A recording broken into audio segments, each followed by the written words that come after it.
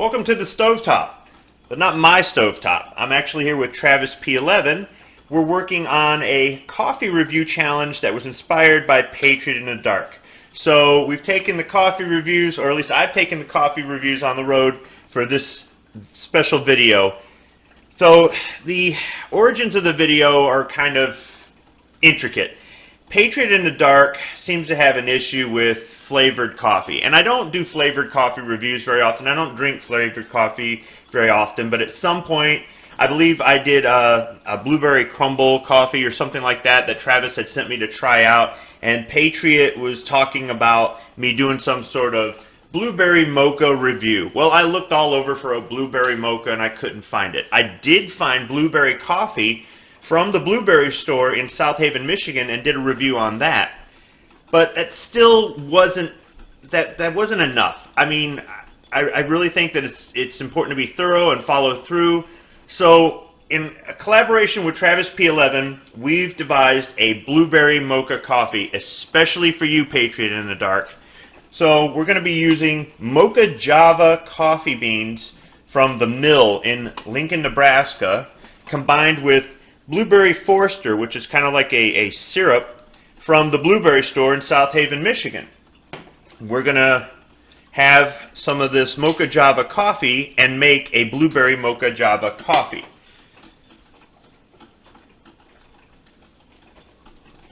So a little bit of information about Mocha Java.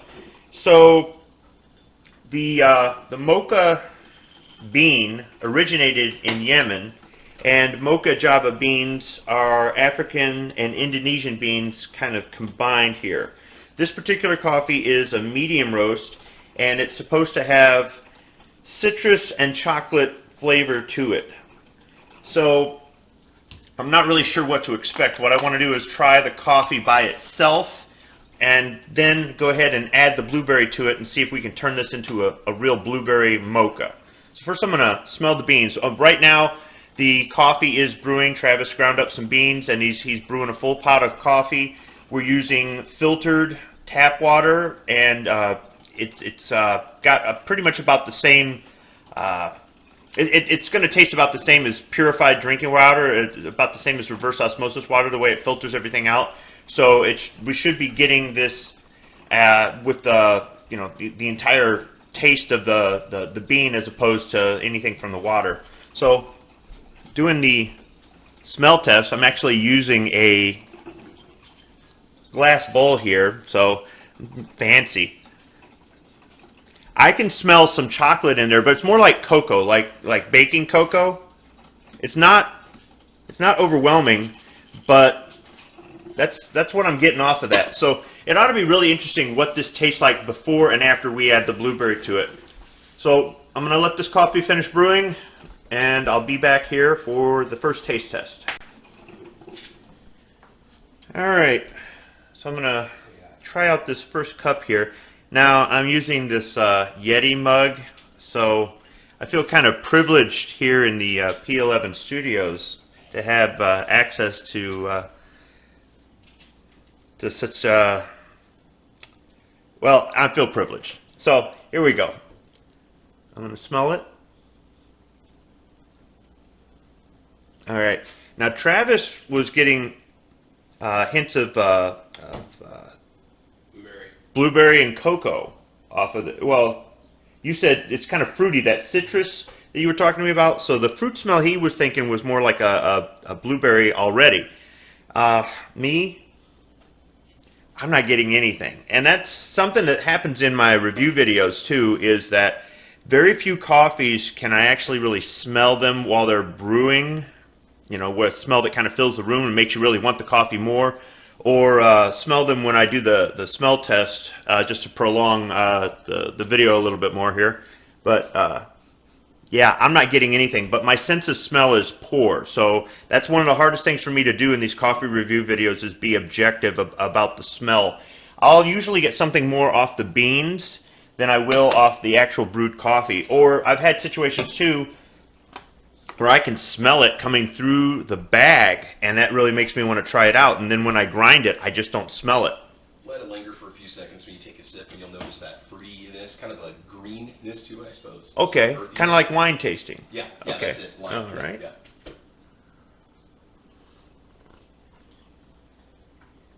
Be a bitterness on the back end.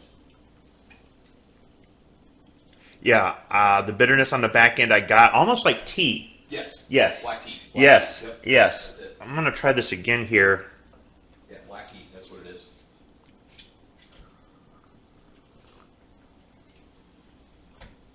Yeah.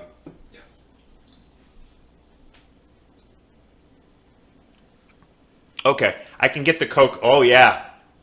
Yeah, there's the cocoa in it, I think. It wasn't right there at first, but Kind of breathe it. It kind of lingers in the aftertaste a little bit, kind of the chocolatey kind of cocoa powder yeah. aftertaste. Yeah. All right. I'm going to let this cool a little bit more, have a few more sips, and then we're going to add the blueberry and see what happens. All right, so something I wanted to note is as I've had the coffee, it's cooled off some, so normally I'll have coffee go bitter as it cools off. This hasn't, so that's something I like about this coffee already. There's only a few coffees that I've reviewed where I've been able to say that. So now I'm going to try to turn this into a blueberry mocha. So what I'm going to do is I'm going to take the blueberry Foster here, just open it up.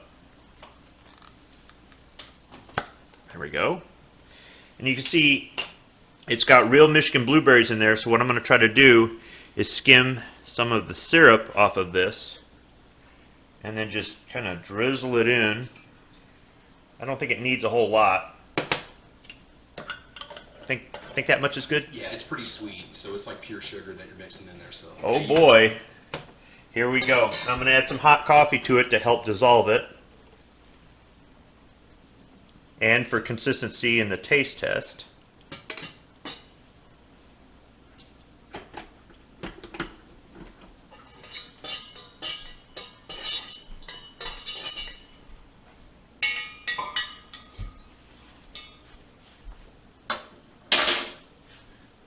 Okay. It's all mixed in there. Let's see if I get any smell off of it. Don't burn your mouth. Well, I'm hoping the cooler coffee and this kind of blend and it comes right to the, it's just right. Maybe. All right. Just like before, I'm not smelling anything. It's just my poor sense of smell.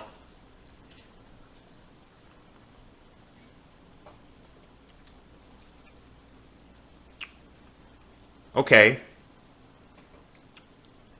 It's not as tart as I thought it would be, but I think it's kind of bringing out the citrus in the coffee bean. Is the essence of blueberry in there? Do you notice the blueberry? Oh, right there I got it. I did get a little tart. Okay. Right there in the middle. So I'm getting the coffee on the front. I got a little bit of the tartness in the middle, and then that bitter black tea on the back end. But that first sip, I almost kind of like I could start to taste the citrusy. So I'm just wondering if the sweetness in this kind of enhances that. So maybe if you had the coffee black and you weren't getting the citrus, maybe add a little sugar to it or something, a little bit, and just stir it in there. That might enhance it a little bit. Do you want more syrup? Nope. Third sip, I got the blueberry. So if you add some blueberry syrup, like this blueberry Foster here, or the equivalent, to this coffee, you can turn it into a blueberry mocha.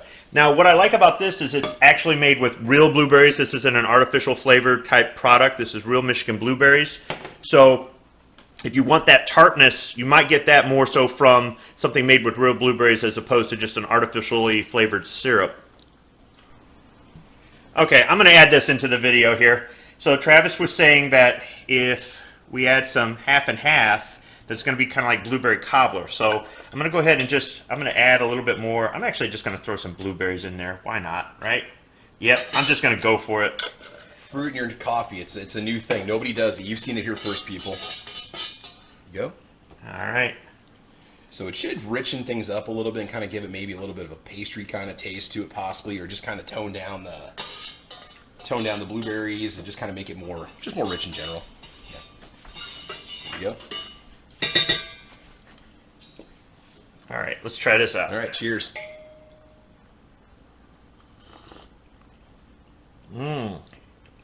Yeah. Yeah.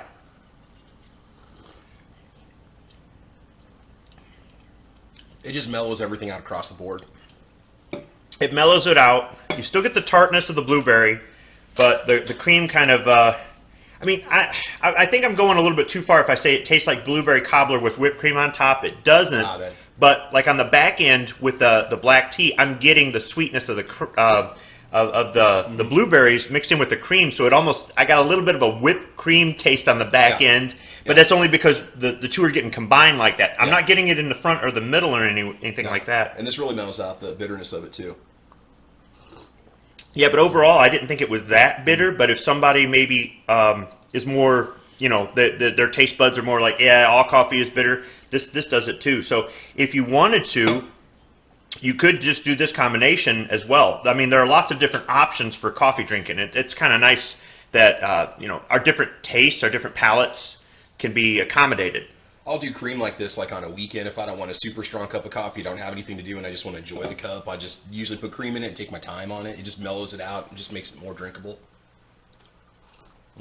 Yeah, when I was first doing the coffee reviews, I was putting a lot of cream in my coffee because that's what I used to do. I've gone back and forth from cream and sugar to black to cream only, and since I've been doing these coffee reviews that you inspired me to do, I've kind of gone away more from putting the cream in there. Every now and then I will, and just having the coffee black so I can get that taste, the flavor right out of the coffee, or the taste out of the coffee. And it's kind of interesting how I've gone back and forth. I will say that I don't put sugar in my coffee very often. Sometimes I'll put honey in there, but I don't. But it's only because my dentist said I'll save money on the dental bill. Probably. Yeah, so he appealed to that part of me. So no matter what you end up doing with your coffee, you can make a blueberry mocha. So I guess in conclusion of this video, I'd like to thank Patriot in the Dark for inspiring this video. I'm going to go ahead and include a link to his channel somewhere here in here. Go ahead and check him out. He does a lot of Constitution stuff. He does firearms and firearm accessory reviews. He even does a little bit of woodworking stuff. And he's really kind of a pain in the ass, but he's a good friend. So, and Travis, thank you for allowing me to use the P11 Kitchen Studios. Absolutely. And providing the coffee from the mill in Lincoln, Nebraska. Thanks for watching.